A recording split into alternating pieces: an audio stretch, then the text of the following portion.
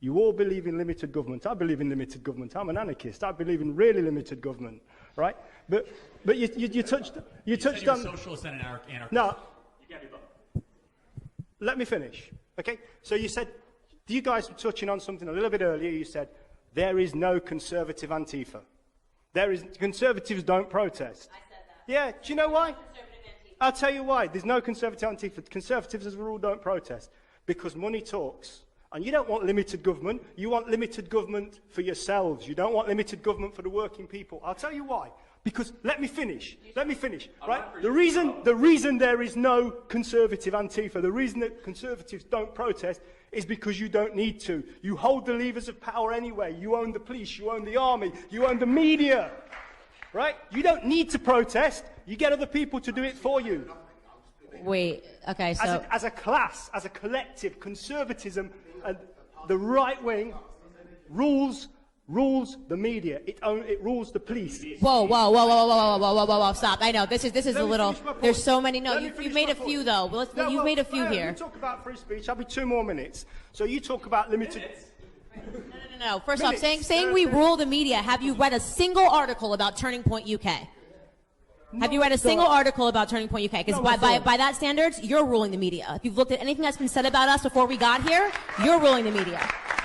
Secondly, this idea of trying to, I'm tired of this like lazy intellectual argument of like conservatives are all rich white people, because that's what you're doing here when you say like you guys are the ruling elites. No, people, you're correct that we have jobs and we can't show up at 8 a.m. in the morning. No. I'm gonna come back to you. You're correct that we have jobs and we can't show up. You heard me. I came from absolutely nothing, so I'm not gonna let you do this little like ooh woe is me workers part. That's my entire life. Okay, I'm a conservative because I believe in hard work, and I think it's lazy to stand outside and hold a sign. I think it's lazy, okay? So if that's your excuse, you're not gonna get away with this with me, okay? You're not gonna paint conservatives as rich people that are in power and in control. You're talking to the wrong girl, okay? So come with an intellectual argument about why it is that conservatives don't riot and protest and incite violence in the middle of the street, because the answer is not because they're rich and controlling the media. It's because we're better people.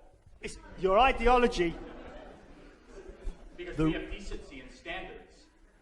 We have jobs. I'd like an opportunity to come back on this, if possible. I thought Candace raised some very good points, and I'd like the opportunity to come back on those points. So firstly, right, when I talk about conservatives, I'm not stereotyping them as rich white people. I'm talking about them as people that subscribe to an ideology. And that ideology is the ideology of the corporation and the rule of the corporations and the rule of the corporations and the rich over the poor. Whether you are rich or whether you are poor, you support that ideology. You're just wrong. Now, let me just say one more thing about you talking about how you came from nothing. Well, I congratulate you on that. Thanks. But there's a lot of people out there that didn't. This society leaves behind a lot of losers. I congratulate you for being a winner, but how many heads did you step on to get there? The point that I'm making is anybody can make something themselves in a free market society. That is why I am a conservative. It's not because I'm rich. It's not because I come from money. And what you're using right now is bad stereotypes to come up with it. You're using bad stereotypes to come up with an unsound argument. Imagine if you spent... I want to raise my class. I want to raise my people. I don't want to raise myself. I want to raise my people. And let me tell you something. You want to raise what? I talk to all you Tories in here. Every single one of you. I work hard, and I'm a working class man. Right? Let me tell you something, right? These are the hands, my friend, the hands that make the things that you enjoy. Don't put your hands in someone's face. These hands are going to be upright very soon because we are winning, you are losing. These are the hands, Typical leftist violence. Take from you.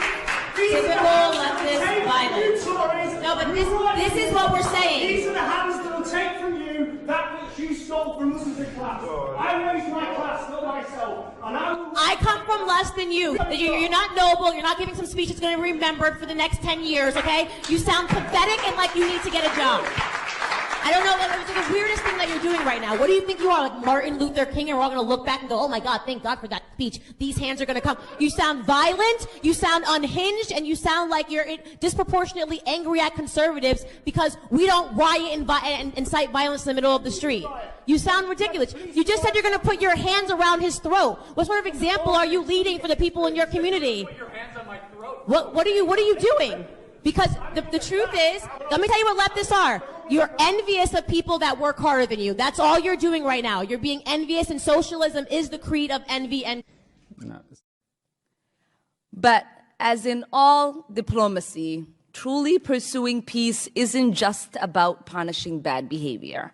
We must support efforts to end the occupation and achieve two-state solution. I believe firmly that the path to peace does not lie in a violent means. As Martin Luther King Jr. said, peace is not merely a distant goal that we seek, but a means by which we arrive at that goal. We should condemn in the strongest terms violence that perpetuates the occupation, whether it is perpetuated by Israel, Hamas, or individuals. But if we are going to condemn violent means of resisting the occupation, we cannot also condemn nonviolent means. We cannot simultaneously say we want peace, then openly oppose peaceful means to hold our allies accountable. It is precisely when people feel hopeful, when people feel that nonviolence does not work, that their voices won't be heard, that they turn towards violence. This week, I introduced a resolution with civil rights leader, our colleague, John Lewis, and Rashida Tlaib, who know the importance of nonviolence movements. It recognizes the proud history of boycott movements in this country dating back to the Boston Tea Party. We should honor these movements and that history, and we should honor our commitment to the principles that say we... Mr. Chairman, and I appreciate you bringing this en bloc up today. I fully support this, and it's important for me to point out a few things as my colleague who just spoke used the frequent use of the words honestly and honest. Let's just get to a lot of what's left out. So the BDS movement has not distanced itself from Hamas, a designated foreign terrorist organization. BDS supporters individually are not distancing themselves from Hamas either. It is wrong to be blaming all Israeli and Palestinian violence, quote, as being due to an occupation. Last Friday, Fatih Hamad, a senior Hamas official, called upon Palestinians worldwide to kill all Jews. This is a senior Hamas official just before the weekend. During a closed meeting in October 2017 between Hamas chief Sinwar and Gazan youth about reconciling with the Fatah movement, Sinwar stated that the time spent discussing recognition of Israel is over, and now Hamas will instead discuss when they will wipe Israel out. Hamas uses women and children as human shields. They declare jihad as an obligation. They deny humanitarian aid to their own people. They deny human rights, launching rockets from Gaza into Israel, killing innocent civilians. Tens of thousands of rockets in Lebanon being ready to be launched by Hezbollah. Existential threats to Israel all around it. Our greatest ally in the Middle East, one that there's been a historic relationship between our two nations, a beacon of hope and freedom and liberty in a region of the world that is filled with challenges. We want to be neutral arbiters. Let's not deny our right and our duty to also be honest brokers. To spend an entire time in justifying opposition to HRES 246 based off of everything that's wrong is all due to the Israeli occupation. Why not point out the fact that in 2008, Israel offered to withdraw from 93% of Judea and Samaria in the West Bank? Or what about our students on college campuses right now from coast to coast being targeted with blatant anti-Semitism in the name of BDS? Or taking into consideration the founder of BDS and all of his blatant anti-Semitism? Or the Palestinian authorities pay to slay. They financially reward terrorism. They treat you to a state funeral. They will rename football stadiums after you. We want to use honest and honesty in our remarks. We'll give you a whole lot more honesty. Every year, Hamas mobilizes Palestinians in their days of rage to attack Israelis at their border, calling them to throw rocks and fire missiles at Israel. Often results in actual violence. Hamas uses incendiary kites and balloons, which has destroyed some 8,000 acres of Israeli farms, parks, and forests. And I was pointing out, just last Friday, a senior Hamas official called for the murder of every Jew in the world. And you want to oppose HRES 246 under the justification that all the violence is due to an Israeli occupation with no honesty as it relates to any of the violence targeting innocent Americans. By the way, when this committee passed and it became law, the Taylor Force Act, that's not an Israeli citizen.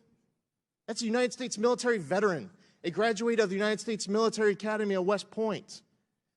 And the Palestinians pay the terrorist to murder the innocent American and Israeli. We provide tax dollars to the Palestinians, and we demanded more accountability.